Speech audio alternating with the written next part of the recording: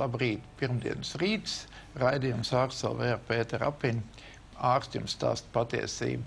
Un šis raidījums atkārtojumā ceturtdienā 9:00, sestdien 7:30.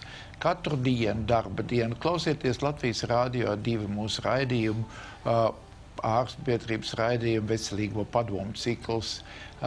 Lasiet žurnālu Ārsts LV. Šis žurnāls ir pēdējās dienas. Pamēģiniet viņu iegādāties ar Pēteru Stradiņu zvāku. Un lasiet tādu portālu Ārsts LV. Tur jūs variet arī šo YouTube formātā šo raidījumu noskatīties vēlreiz. Bet šoreiz mēs runāsim par ļoti sarežģītu tēmu.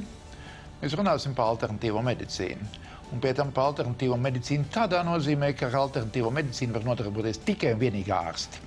Un šī iemesla dēļ es esmu dabūjis aicināt uz šo raidījumu divus mans alternatīvās medicīnas guru.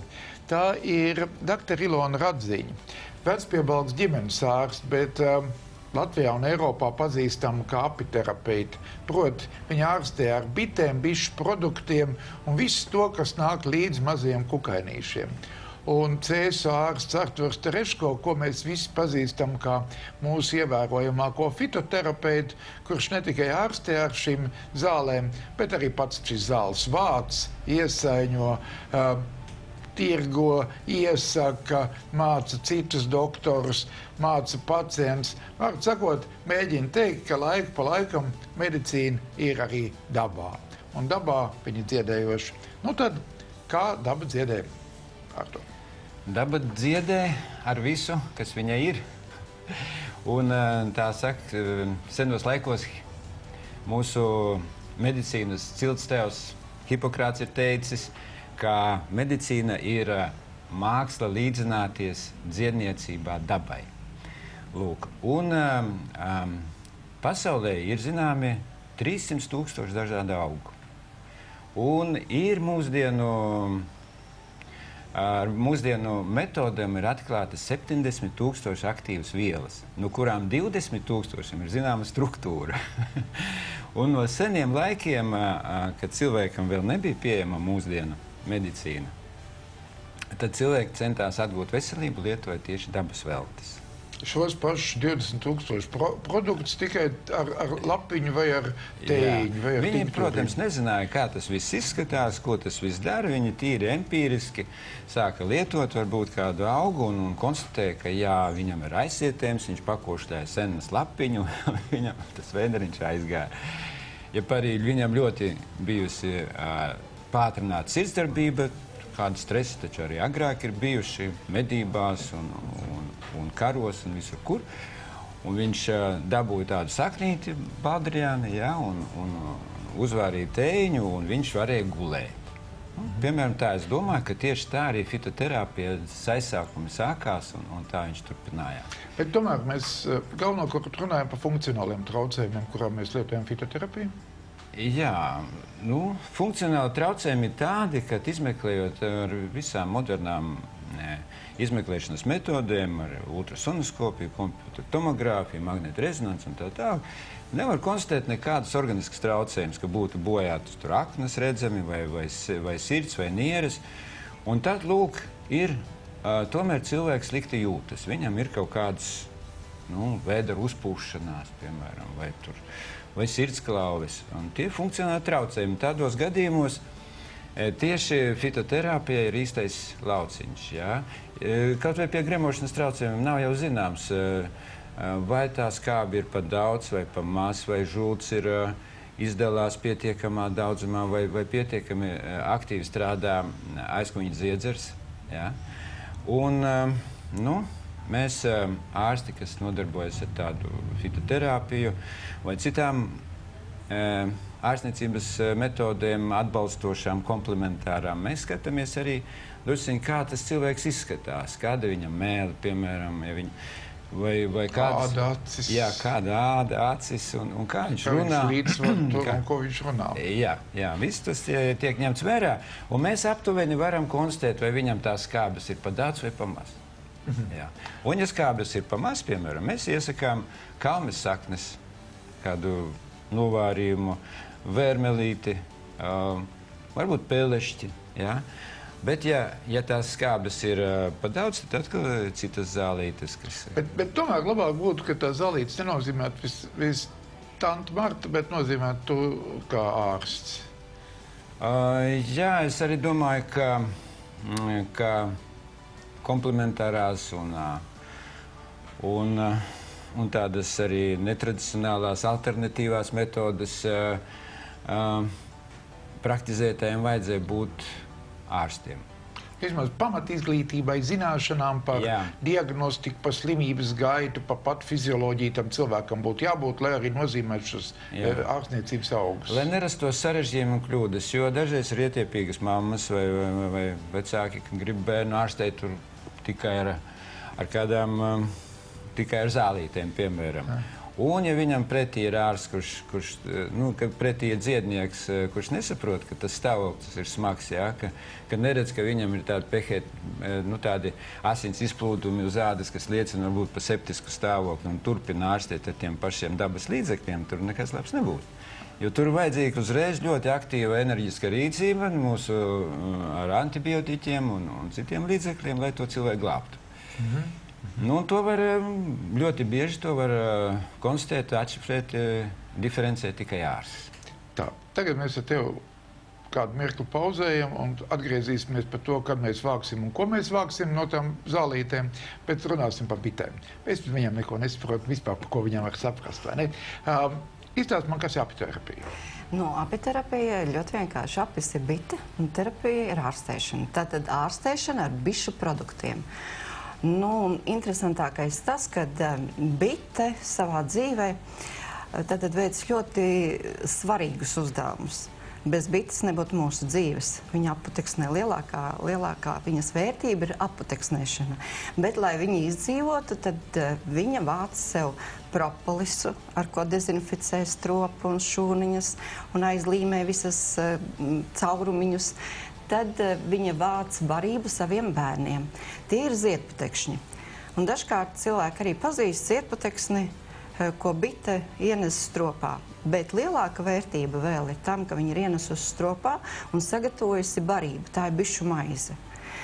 Un, protams, medu mēs visi pazīstam, un tā nav tikai saldviela, jo viņu var izmantot ļoti veiksmīgi dažādām lietām. Tikai, protams, drusciņ jāzina, ko un kā. Un te ir tas atkal vārds vietā, kad apiterapeits ir ārsts, kas ārstē. Un apiterapija ir ārstniecība ar bišu produktiem. Jā, es esmu dzirdējis visdīvainākos reklāmas paziņojumus. Piemēram, ir viens bitenieks, kas samaļ bites un ēd to kopā medu. Vai tā ir apiterapija? Nu, ziniet, mēs varam daudz ko malt un maisīt un ēst, ja mēs domājam, ka tas ir labs. Bet apiterapija būs tomēr, tad šis ārsts izvērtēs, kas ar mums notiek, skatīsies uz visu kompleksā un izvērtēs, kas ir vajadzīgs. Vai te ir vajadzīga tēja ar medu, vai te ir vajadzīga ziedputeksnis, vai varbūt propolis intensīvi kā dabiskais antibiotikas. Izstāstīji, vai tā ir taisnība, ka tu šad un tad kādu slimību ārstē ar bites dzēlienu? Nu, bites dzēlienus izmantojot sevišķi īpaši sev un savējiem, kurš zinu, ka tiešām alerģija nav, un palīdz lieliski, noņem locītavas sāpes un sāpes mugurā. Īpaši mugurā. Un Nu, ne tikai, jā, līdzīgi rīkojies kā tāda terapeits tikai ar zinām indes pilieniņu. Jā, tikai ar šo bites dzēlienu. Savā laikā bija iespējams arī nopirkt ampulēto formu. Tie bija 70. gadi, kad arī Cēsīs intensīvi neirologi strādāja ar šo apitoksīnu.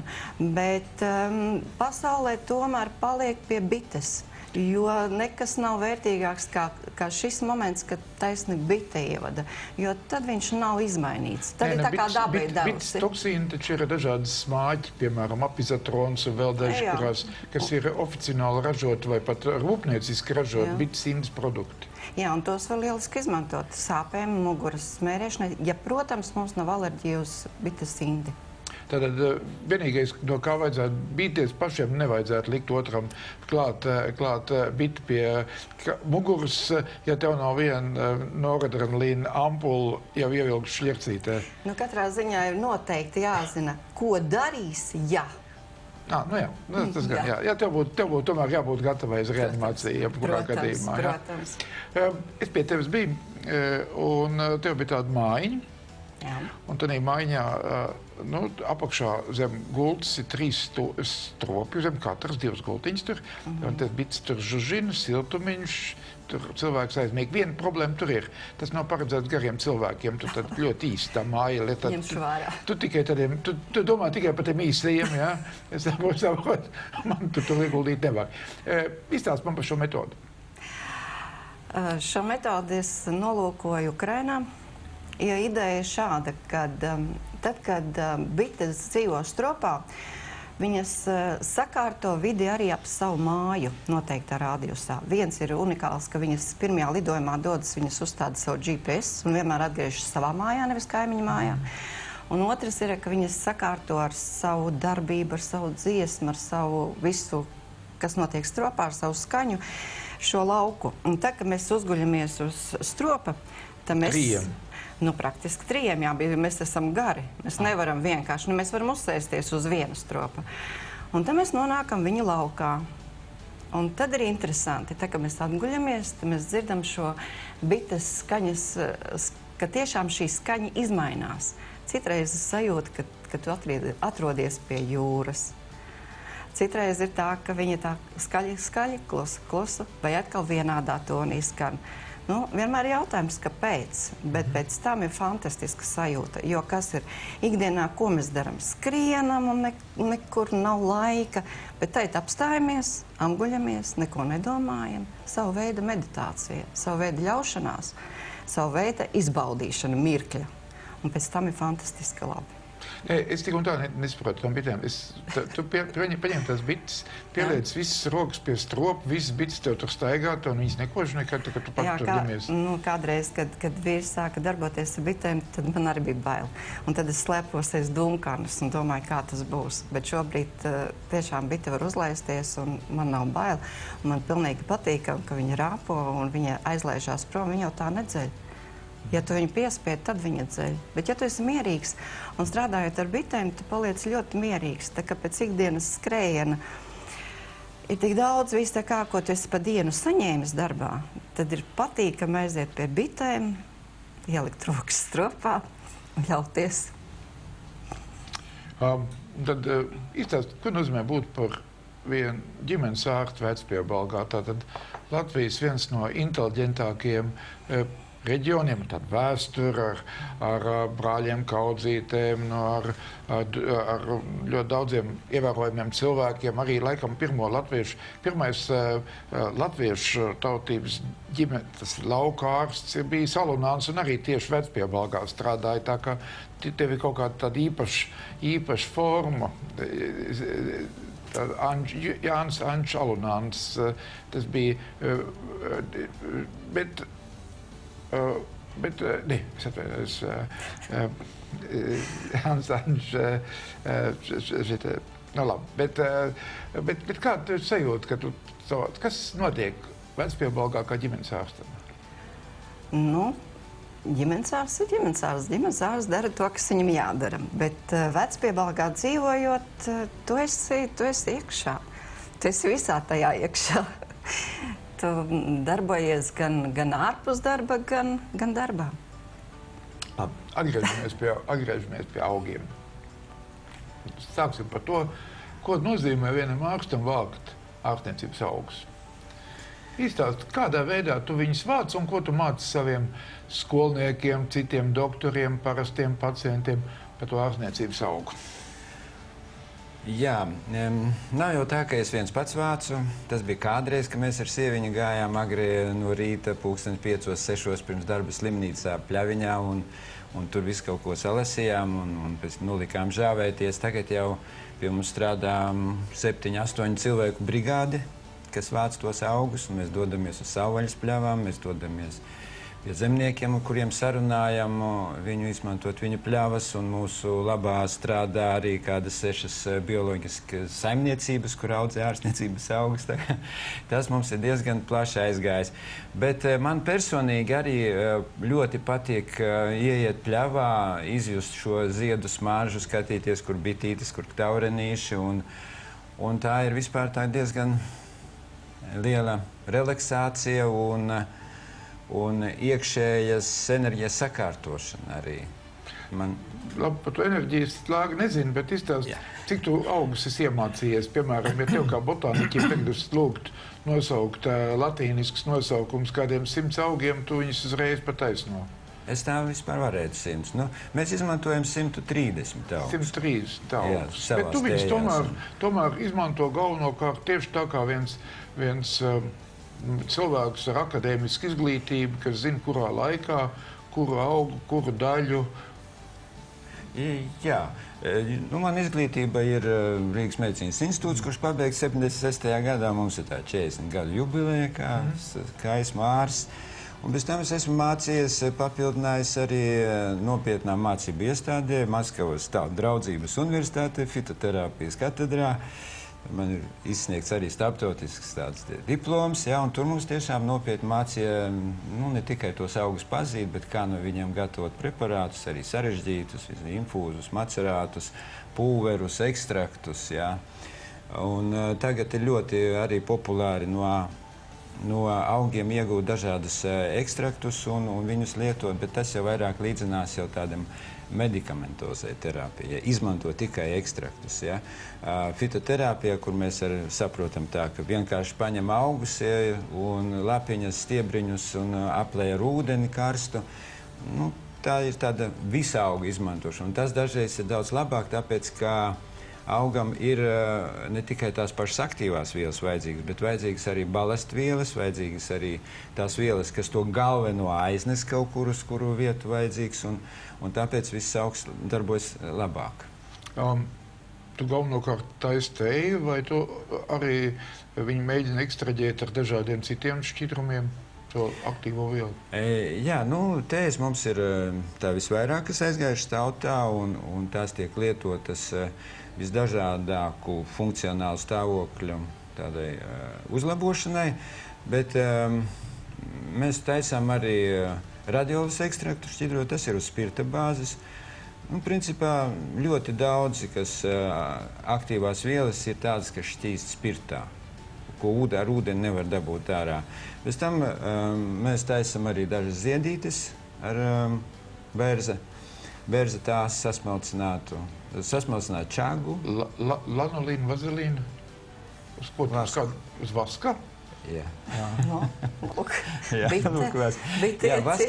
vaskam ir piemīt ļoti laba īpašība, ka viņš kopā ar eļļu, nu, piemēram, līneļu vai kaņepes eļļu, apmēram 15% pievienojot eļļai vasku, tas iegūst, ka eļļa neplūst uz visām pusēm, viņi iegūst tādu pablīvu konsistenci. Un šī var ievietot arī visu kaut ko citu, kas vajadzīgs. Tad aktīvo vielu, kas nāk no tā auga.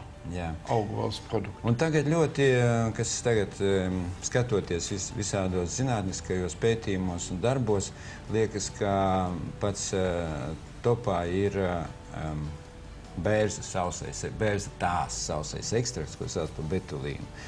Izmantojot CO2 ekstrakcijas tādu ekstrakciju lielā zem liela spiediena, ir izdevies attīrīt to no suberīna un citiem nevisai labiem piemaisījumiem. Un tam ekstraktam, ko sauc par betulīnu, viņš ir baltā krāsā, viņam piemīt gan pretvīrus, gan pretmikrobu īpašības, gan antialerģiskas, gan imūnmodelējošas tas vispār. Un viņš jau vēl nav paspējis tā riktīgi aiziet pasaulē, bet viņš jau ir aplikts ar visādiem patentiem. Bet tevis tas notiek, jā? Nu, mēs viņu izmantojam, jā. Cik bieži pie tevis brauc pacienti no visas citas Latvijas? Nu, būtībā gandrīz katru dienu. Kādi atbrauc gan no Rīgas, gan no Ogres. Un cilvēki, kas grib mācīties no tevis? Arī tādi ir pietiekami daudz. Es esmu vienmēr atvērts, vienmēr gatavs pamācīt, ko vajag, bet, nu, netaisu nekādus ne kursus, nekādus studijas, jo vienkārši neatliek laika tam. Man patīk mans ārsta darbs un jāvada arī tēju ražošana un tādas lietas. Tev vēl viena tāda jautājuma. Pasaki, vai tas ir pretnostatījums alternatīvā medicīna un tradicionālā medicīna? Vai viņš tomēr ir savienojams. Kā tu jūti? Tā. Ir tās teiciens, ka ir vienalga, vai kaķis ir balts vai melns, ka tik ķer pelis. Nu, šī gadījumā gan tas kaķis, ko sauc par mūsu medicīnu, ir tīģeris, ja? Bet mums tā alternatīvā, komplementārā medicīna, tie ir kaķīši, ja? Un viņi arī savā starpā atšķirās. Cits mēģina palīdzēt tīģerim, un cits atkal grib izdarīt visu pa savam. Nu, es teiktu, atkal atgriezīšos pie Ilona. Ilona izstāst, vai tā ir taisnība, ka katrs auga no dažādiem augiem vākts medus tomēr atšķirās? Nu, protams, ja mēs pagaršosim šos medus, mēs izjutīsim citu garšu, un arī viņam iekšā, kad mēs skatāmies mikroskopā, tad ir šie ziedputekšņu analīzē. Mēs redzam pārsvarā šī auga ziedputekšņus. Līdz ar to mēs viņu varam dēvēt par šī auga medu. Piemēram, tur noteiktiem liepziedam ir mazāk, tur 30% jābūt šiem ziedputekšņiem, viņš būs liepziedu medus. Bet katrā ziņā šis medus pieliekot pie tējas vai viņu ēdot, mēs iegūsim arī šīs īpašības, kas nāk ar šo ziedu līdz. Bet tomēr, tas, ko darīja kolēģis Artūrs, viņš ņem tikai augu, bet varbūt tas augs nemaz nav jāplūc un jāšķīdina spirtā kā pie viņa, bet viņu uzreiz to augu izmantojam precīzi bites medu no šī auga. Sūtam to bitu uz pelašķi. Nevar to aizsūtīt bitu uz pelašķi? Laikam jau tik vienkārši nebūs, jo bita ies tikai tad, ja tas augs medos. Ja viņš nebedos, tad bita tajā nebūs, jo dažkārt saka tā, šovasar es neredzēju bitas, piemēram, pienenēs, vai maz viņas redzēju. Tātad tajā brīdī, kad cilvēks skatījās, tas augs vienkārši nemedoja. Un līdz ar to tā bita nebija tajā brīdī tur. Bet ko mēs... zini, kad medo, kur rīt? Bitas visu zina. Viņas no rīta izlaižās... Bet tu arī zini par viņu visu, nevar tagad man zini? Par biti? Jā. Par biti nekad neko nevar zināt. Bet bita ir savi izlūki, ka viņa no rīta pamostās, tad iziet izlūki un saprot, uz kurien viņas lido pilnvērtīgi 2 kilometru radiusā, un tad viņas pasaka savai saimei, lidosim tur, jo tad mums būs medus. Bet ko es gribēju teikt par medu? Medus viss ir labs, ja viņš ir labi ievākts, un ja biškops nav viņu sabojājis. Un šeit atkal mēs varam atgriezties pie kolēģa terapijas ar augiem, un pievienot medu, un mēs dabūsim dubulto efektu. Jo parasti saka tā, medus ir tikai saldviela. Tā īsti nav. Ja medu uzliek uz brūces, viņš attīra kā sālsūdens. Attīra brūci un dziedē viņu. Ja mēs pieliekam pie tējas, tad mēs dabūjam dubulto efektu. Viņš veicina šīs tējas darbību. Un sportistiem vispār, kur vēl labāks variants, kā apēst bišu maizi, medu, un iegūt enerģiju un spēku un vitamīnus dabiskos, ko mūsu organisms uzņem. Vienmēr to, ko mēs sintētiskos vitamīnus ēdam, ir jautājums, cik mūsu organisms paņem. Bet tā, ka mēs apēdam bišu produktu, tas, kas viņā ir, mūsu organisms ir gatavs viņu uzsūkt. Tev 20 sekundes par propolisu. Jā. Propolis, es uzskatu, ka viņš tā kā dabiskais antibiotiķis. Ja mēs paskatāmies pētījumos, tad viņš nonāvēja gan streptokoku, gan stafilokoku, gan vīrusus, gan sēni, un līdz ar to viņu ļoti plaši var izmantot. Mums ir iespēja izmantot svecīšu formā, tablišu formā, eļļā, spirtā, ziedē. Fantastiski. Ar šo atziņu mēs arī patiesībā šodienas raidījumu varam beigt. Es pats neesmu alternatīvās medicīnas zinātājs, esmu nācis no reanimācijas, kurā ne medu, ne tējas pārsvarā nelieto, bet es gribētu teikt, labās zinošās rokās gan augvalsts produkti, gan bišu produkti ir neticami labs ierocis arī medicīnā, arī 21. gadsimtā. Es jūs aicinu, brauciet uz Vecpiebalgu, ja jums laika, tiešām interesanti. Aizbrauciet uz Cēsīm, apstieties, kādā veidā tiek iegūti augi. Jums ir fantastiski ārsti, kas ar to nodarbojās. Paldies, līdz nākošajai nedēļai.